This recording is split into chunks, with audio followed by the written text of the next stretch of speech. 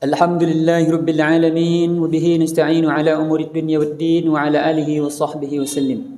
Asyhadu an la ilaha illallah wahdahu la syarika lah. Lahul mulku wa lahul hamdu yuhyi wa yumiitu wa huwa ala kulli syai'in qadir. Wa la hawla wa la quwwata illa billahil aliyyil azim. Wa asyhadu anna Muhammadan 'abduhu wa rasuluhu sallallahu alaihi wasallam la nabiyya ba'dah amma ba'd. Wa ya ibadallah usikum wa iyaya bitaqwallah. Faqad fazal muttaqun. Ittaqullaha haqqa tuqatih wa la tamutunna illa wa antum muslimun. Qala Allah Ta'ala fi kitabihil aziz. A'udzu billahi minasyaitonir rajim. Bismillahirrahmanirrahim. Alif lam mim. Dzalikal kitabu la raiba fihi hudal lil muttaqin. Alladzina yu'minuna bil ghaibi wa yuqimuna as-salata wa mimma razaqnahum yunfiqun. Shadaqallahul azim. Bapak-bapak, saudara-saudaraku sidang Jumat yang dirahmati Allah Subhanahu wa taala. Salah satu dari rukun Islam agama kita adalah mendirikan salat. Mendirikan salat. Bahkan dalam agama kita salat itu adalah pembeda antara seorang muslim dengan orang kafir. Maka sejatinya kalau seorang muslim tidak lagi mengerjakan salat, berarti sudah copot keislamannya. Salat adalah ibadah yang sangat luar biasa. Semua rukun yang 13 dengan semua bacaan yang ada di dalamnya memiliki filosofi, memiliki pengertian yang sangat dalam untuk membentuk kepribadian kita. Salah satu rukun salat adalah duduk di antara dua sujud. Duduk di antara dua sujud ini punya beberapa bacaan. Salah satunya terdapat dalam hadis Imam Nasa'i dan Ibnu Majah dari Hudzaifah bin Yaman radhiyallahu an yang sangat jamak atau banyak dihafal oleh muslim Indonesia. Bunyinya bismillahirrahmanirrahim. Rabbighfirli warhamni wajburni warfa'ni warzuqni wahdini wa'afini wa'fu anni. Mungkin sebagian besar jamaah Jumat bacaan duduk antara dua sujudnya adalah hadis ini.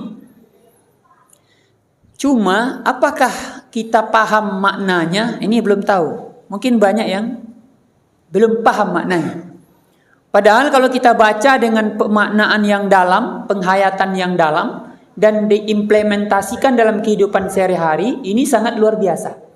Maka pada khutbah yang pendek ini, mari kita coba mentadabburi hadis ini, bacaan ini. Nanti waktu sholat, kita ulang-ulang, kita hayati, serius, sungguh-sungguh kita berdoa kepada Allah Subhanahu wa ta'ala.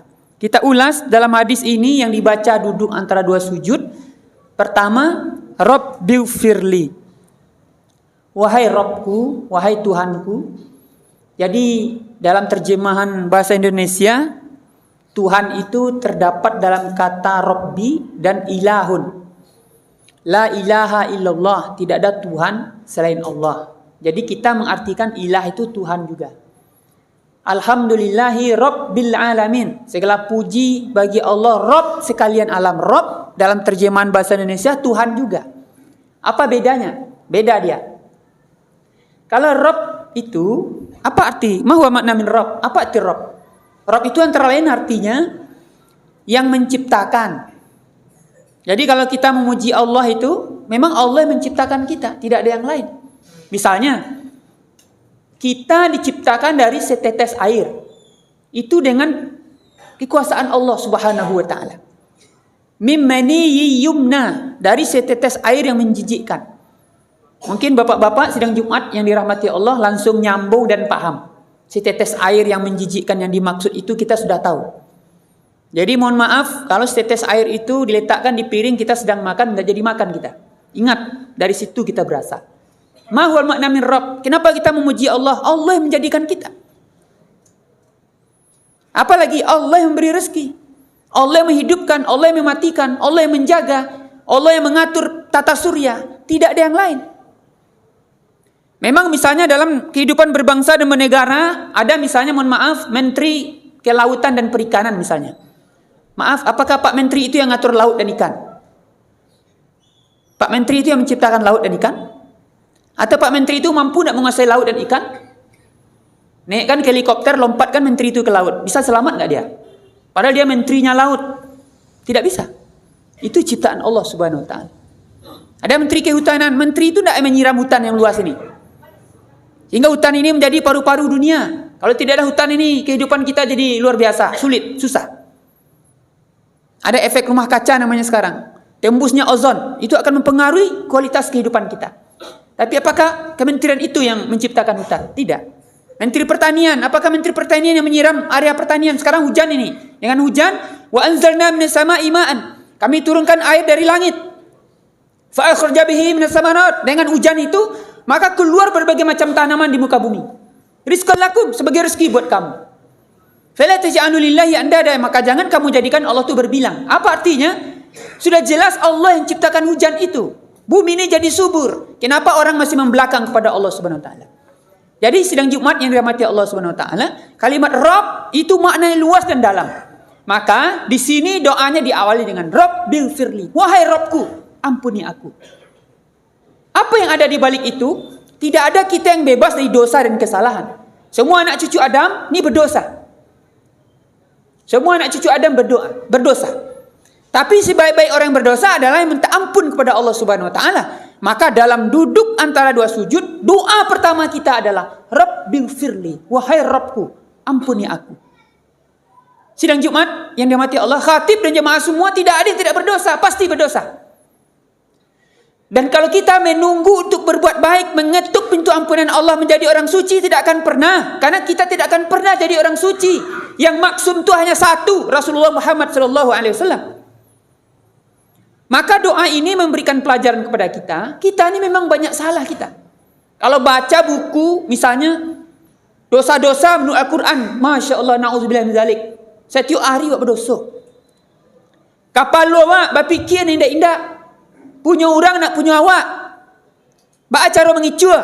Mahasiswa, bak cara mengicur dosen. Berfikir waktu. Pakai utak yang dagi dia Allah. Tapi berdosa wak. Mata. Kamu masuk melihat banyak kini. Dosa sekeliling awak. Talingo itu tu. Nak awak tonton, awak calik. Kaki tangan tak bebas dari dosa. Punya profesi tinggi. Belum tentu bebas dari dosa. Tambah banyak peluang dosanya. Jadi pejabat tambah banyak peluang dosanya. Jadi orang kaya tambah banyak peluang dosanya. Jadi orang miskin banyak juga peluang dosanya. Asyik memakai cek orang kaya saya kerja. Rabbil firli, ya Allah ampuni aku. Maka doa ini mengajarkan kepada kita, Masya Allah. Kalau satu ini saja dibaca, Rabbil firli. Karena ada hadis lain, duduk antara dua sujud, doanya hanya itu aja. Rabbil firli, Rabbil firli. Itu aja doanya. Cuma yang jamak dibaca di Indonesia yang tadi banyak panjang dia. Rabbil firli warhamni wajburni warfa'ni warzuqni wahdini wa'afini wa'fu anni. Maka ini yang pertama, sidang Jumat yang dirahmati Allah Subhanahu Wa Taala. Khatib mengajak dirinya dan kita semua, kita tidak bebas dari dosa, maka jangan sombong-sombong kita kepada Allah Subhanahu Wa Taala. Mintalah ampun kepada Allah. Ketuk pintu ampunan Allah Subhanahu Wa Taala. Sadarilah bahwa kita ini pasti berdosa. Tidak ada yang bebas dari dosa. Oleh karenanya kalau kita melihat orang lain berdosa, tidak perlu menghina dia. Doakan saja. Kadang kita kan begitu. Melihat orang berdosa, tepuk tangan. Apalagi yang berdosa itu adalah tokoh-tokoh, orang yang tadinya memperjuangkan kebenaran, tergelincir dalam dosa, dibuli rame-rame. Na'udzubillah. Itu bukan akhlak kita. Makin terhormat dia, kita lindungi dia harusnya. Man satarallahu yaumal qiyamah. Man sataral muslimina satarallahu yaumal qiyamah. Siapa yang menjaga aib saudaranya muslim, maka Allah jaga aibnya nanti di akhirat. Kita minta ampun kepada Allah, kita doakan juga bagaimana saudara-saudara kita yang lain diampuni oleh Allah Subhanahu Wa Taala. Maka salah satu rukun dalam khutbah ini adalah mendoakan kaum muslimin. Allahumma fir lil muslimina wal muslimat. Itu rukun dalam khutbah. Dan dalam solat tercermin dalam doa yang kita baca duduk antara dua sujud. Subhanallah. Yang kedua, warhamni. Ya Allah, sayangilah diriku. Sidang Jumat rahimakumullah, kita ini semua butuh kasih sayang. Seharusnya memang kita mendapat kasih sayang dari orang-orang yang seharusnya memberikan kasih sayang kepada kita. Seorang anak dari bapaknya, seorang mahasiswa dari dosennya. Kan gitu. Tapi ada juga bapak yang menganiaya anaknya. Ada bapak memakan anaknya sendiri. Di Kota Padang ini ada. Mungkin ada juga dosen yang menganiaya mahasiswanya. Sampai susah mencari, bertahun-tahun gak tamat-tamat. Ada juga mahasiswa mungkin menganiaya dosennya. Macam-macam pula caranya. Ada bos menganiaya anak buah. Ada orang kuat menganiaya orang lemah. Ada pemimpin menganiaya rakyat. Banyak. Padahal semua orang membutuhkan kasih sayang. Termasuk orang yang berbuat zalim pun membutuhkan kasih sayang. Dan kasih sayang terhebat itu ada dalam genggaman Allah Subhanahu wa ta'ala. Warhamni. Kalau Allah yang merahmati kita, kalau Allah yang menyayangi kita, insya Allah hidup kita akan baik-baik saja. Oleh karenanya sebagai seorang muslim, seorang mukmin yang baik, doa ini harus diresapi bahwa kita sangat membutuhkan kasih sayang dari Allah Subhanahu wa ta'ala. Karena Allah Subhanahu wa ta'ala lah yang memiliki segalanya untuk mewujudkan kasih sayang yang kita butuhkan. Kalau semuanya kita dapat rahmat dari Allah, kita pun akan saling berkasih sayang, akan saling toleransi, saling peduli. Tapi apa yang terjadi sedang Jumat rahimakumullah hari ini, jangankan lintas agama, kita dalam satu agama pun kepedulian itu sudah semakin sulit, sudah semakin jauh. Kalau orang Islam ini peduli semuanya hidupnya aman-aman aja nih. Ya, kalau orang kaya peduli semua orang miskinnya aman. Kalau orang kuat-kuat nih peduli semua orang lemah nih aman. Kalau pemimpin peduli semua, maka rakyatnya aman. Kalau kita saling peduli, maka hidup kita akan aman. Jadi jangan salahkan Allah Subhanahu wa ta'ala. Kalau kita sudah tidak lagi saling peduli, sesuai doa kita yang dibaca 5 kali sehari semalam, mungkin lebih. Satu solat, berapa kali kita duduk antara 2 sujud, sekian kali kita baca doa, warhamni, warhamni, warhamni, rahmati aku ya Allah, sayangi aku ya Allah. Tapi kita tidak menebarkan kasih sayang, maka wajar Allah memberikan kekerasan kepada hidup kita, semuanya menjadi sulit. Sidang Jumat rahimakumullah, cobalah kita lihat di jalan raya misalnya. Bagaimana sikap membawa kendaraan? Di pasar misalnya bagaimana? Di sekolah bagaimana? Bahkan di masjid kadang-kadang sulit juga mendapatkan kasih sayang. Contohnya anak-anak sholat. Zaman Rasulullah SAW dan para sahabat, anak-anak sholat bersama mereka.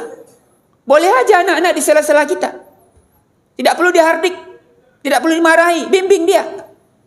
Tapi ada orang dewasa yang menghardik anak-anak. Masjid ini harus menjadi tempat berkasih sayang. Anak-anak cinta ke masjid.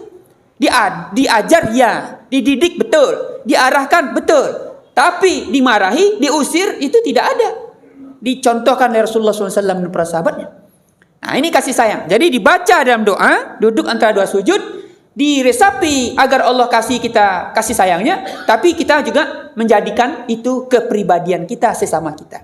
Ya, implementasi sederhananya bagaimana kita suka senyum, bertegur sapa, bermuka jernih, tidak membuang pandangan, tidak melihat secara tajam. Ini dipraktekkan, maka Allah akan berikan kepada kita kasih sayang. Ketiga, wajburni. Ya Allah, tutuplah segala aibku. Sidang Jumat rahimakumullah, sederhananya, kalau khatib ini tahu jamaah aibnya, maka dia tidak berani lagi jadi khatib. Kalau seorang pemimpin dibuka aibnya semua, tidak berani lagi jadi pemimpin. Kalau bapak-bapak jadi suami ini dibuka aibnya semua oleh Allah kepada istri dan anaknya, tidak akan betah lagi di rumah, mungkin pergi keluar, tidak pulang-pulang lagi. Tapi aib kita ditutup oleh Allah Subhanahu wa ta'ala. Dan itu dipatrikan dalam doa. Kenapa? Karena memang kita tidak ada yang tidak bersalah, kita bersalah. Kita dengan teman, mohon maaf, ada teman setia, sangat setia, banyak jasa temannya, punya temannya dicuri juga. Coba kalau temannya tahu bahwa dia mencuri, gimana kira-kira pergaulannya? Pasti pecah, pasti hancur. Seorang anak buah menipu bosnya, masih makan gaji dari bosnya. Bosnya tipu juga, masih ditutup oleh Allah. Kalaulah kita saja dalam masjid ini tidak ditutup aib kita oleh Allah Subhanahu wa ta'ala, mungkin masjid tidak sampai separuh isinya lagi, karena kita takut bertemu orang lain. Oleh karenanya mari kita berdoa kepada Allah, wajburni. Ya Allah, tutuplah aib kami. Ini membangun kesadaran di satu sisi, jangan diperbanyak aib tersebut. Jangan diperbanyak lagi kesalahan tersebut. Allah sudah tutup ini. Mari kita jaga dan mari kita perbaiki kehidupan kita. Yang keempat, warfa'ni. Ya Allah, angkatlah derajatku. Sidang Jumat rahimakumullah, kadang kita tertipu oleh dunia ini. Kita anggap orang yang sering, katakanlah sekarang nih, ini ada YouTuber ini ya, khotib di videokan, nanti masuk YouTube. Kadang orang merasa kalau banyak viewernya yang menonton, kalau banyak orang pengikutnya, kalau banyak orang mengikuti akun dia, berarti itu adalah sebuah kemuliaan. Apakah itu kemuliaan? Belum tentu. Kita sebagai orang beriman jangan tertipu. Kalau orang banyak kenal sama kita, silakan, tidak apa-apa. Tapi apakah itu kemuliaan? Belum tentu. Lalu orang yang tidak dikenal, apakah dia hina? Belum tentu. Maka warfa'ni ini maksudnya adalah bagaimana kita tinggi di sisi Allah Subhanahu wa taala. Siapa yang tinggi di sisi Allah Subhanahu wa taala? Amanu wa amilus solihat. Orang yang beriman lalu diimplementasikan dalam bentuk amal soleh. Amal soleh itu tidak harus sama banyak. Kan tidak mungkin seorang milioner sedekah 1 miliar, seorang jual langkok-langkok di pasar sedekah 1 miliar, kan tidak mungkin. Tapi siapa yang lebih tinggi di sisi Allah? Tidak tahu kita. Oleh karenanya, kita harus mimpi agar kita tinggi di sisi Allah Subhanahu wa taala. Bagaikan makhluk langit melihat kita seperti kita melihat bintang di langit. Kita disebut di sisi Allah Subhanahu wa taala. Itu yang lebih penting. Warfa'ni, ya Allah, angkat aku. Memang orang yang diangkat oleh Allah Subhanahu wa taala sebagiannya mungkin di dunia terkenal, populer dia, tapi tidak semua. Karena di zaman Rasulullah SAW pun ada sahabat-sahabat yang tidak dikenal begitu, tidak begitu populer dalam sejarah, tapi dia dipuji langsung oleh Rasulullah SAW. Berfa'ni, maka carilah derajat yang tinggi di sisi Allah Subhanahu wa taala. Jangan kita terlalu glamor mencari derajat yang tinggi di mata manusia. Kadang kita dalam pergaulan sehari-hari ini, kalau satu orang menyapu, bangga. Oh, yo ndak ada menyapu aden baga, aden. Apakah itu yang dimaksud dengan warfa'ni? Belum tentu. Ya, tapi kalau kita terpuji, diangkat oleh Allah Subhanahu wa taala, itulah yang menjadi mimpi kita. Warfa'ni, ya Allah, angkatlah derajatku, tinggikanlah derajatku. Warzuqni, ya Allah, berilah rezeki. Dalam salah satu potongan ayat Allah menjelaskan, nahnu narzuquhum wa iyyakum. Kami yang memberi anak-anakmu rezeki, bahkan memberimu rezeki itu kami, kata Allah. Wa ma min dabbatin fil ardi illa 'ala Allahi rizquha. Tidak satu pun binatang melata di muka bumi kecuali dijamin rezekinya oleh Allah. Tak tahu kita kadang binatang itu punya apa, punya akal, tak punya, tapi Allah jamin rezekinya. Seekor burung terbang di pagi hari, pergi dia, perutnya kosong, pulang lagi perutnya berisi. Siapa yang itu yang beri dia rezeki? Ada penjual cabai atau warung-warung di sini, ada banyak warung sama-sama menjual produk yang sama, tapi si A belanja ke tempat si A, si B belanja sini, si C belanja sini. Siapa yang menggerakkan hati orang itu? Cobalah, siapa? Kalau bapak-bapak jadi pegawai, siapa yang membuat bapak-bapak itu bisa sehat, bisa pergi kerja? Kakinya sehat, tangannya sehat, matanya sehat, telinganya sehat, utaknya mesti lancar berfikir. Kalau utak lancar berfikir, tak bisa kerja lain. Jadi guru di berhentian, jadi dosen dipecat. Jadi aparat keamanan tak bisa otak kerja lagi, diberhentikan, diproses kita. Siapa yang memberi itu semua? Allah Subhanahu wa taala. Warzuqni, yang memberi rezeki kita ini hanyalah Allah Subhanahu wa taala.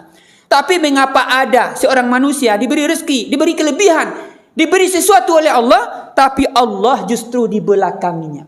Oleh karenanya doa ini sebenarnya luar biasa. Warzuqni, sadar kita, malu kita, takut kita kepada Allah Subhanahu wa taala kalau kita mengkhianati rezekinya. Wahdini, ya Allah, berilah aku petunjuk, berilah aku kebahagiaan, berilah aku jalan yang benar. Sidang Jumat yang dirahmati Allah Subhanahu wa taala, kadang ada orang tahu jalan, tapi tidak mau menempuhnya. Tapi banyak lagi orang tidak tahu dia mana yang benar. Tidak tahu dia yang dia kerjakan itu salah. Na'udzubillah. Sama juga beribadah, tidak tahu dia cara ibadahnya salah. Ditunjukin malah marah. 2 pekan yang lalu khatib solat jamaah terlambat tapi masih dapat ruku. Rakaat pertama. Imam sudah ruku. Allahu Akbar.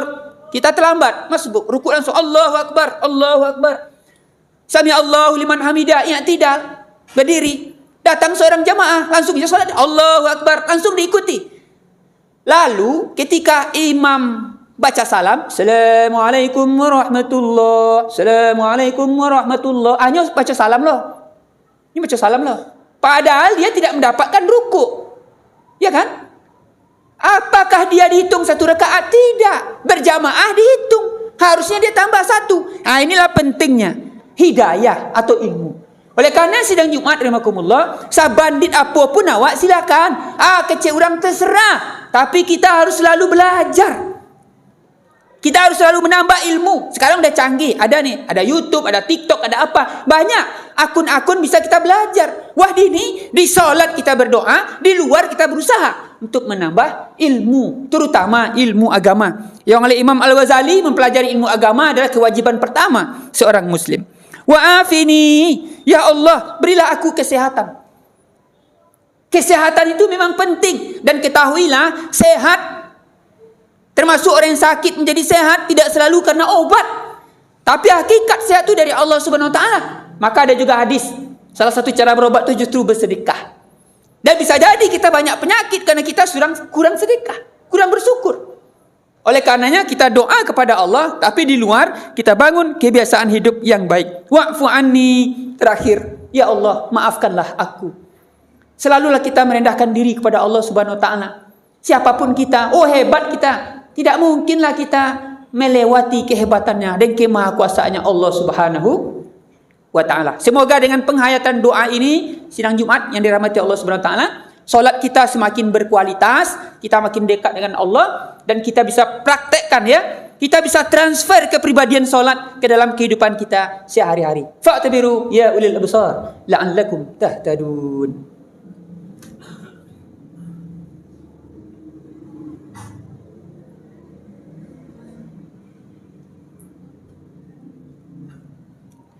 Alhamdulillahilladzi arsala rasulahu bil huda wa dinil haqq yuzhirahu 'ala dini kullihi wa law karihal musyrikun. Asyhadu an la ilaha illallah wa asyhadu anna Muhammadan 'abduhu wa rasuluhu sallallahu alaihi wasallam la nabiyya ba'dah. Allahumma fassalli wa sallim wa barik ala hadzal nabiyil karim wa ala alihi wa sahbihi wa sallim taslima amma ba'd. Fa ya ibadallah ittaqullaha haqqa tuqatih wa la tamutunna illa wa antum muslimun.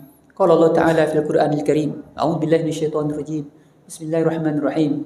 Wal 'asr innal insana lafi khusr illa alladhina amanu wa 'amilus solihati wa tawasaw bil haqq wa tawasaw bis sabr. Sadaqallahul 'azim.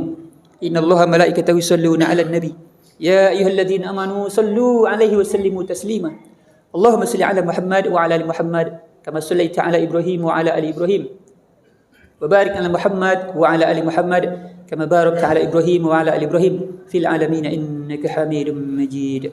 Allahumma ighfir lil muslimina wal muslimat wal mu'minina wal mu'minat al ahya'i minhum wal amwat innaka ala kulli syai'in qadir wa la hawla wa la quwwata illa billahil aliyyil azim.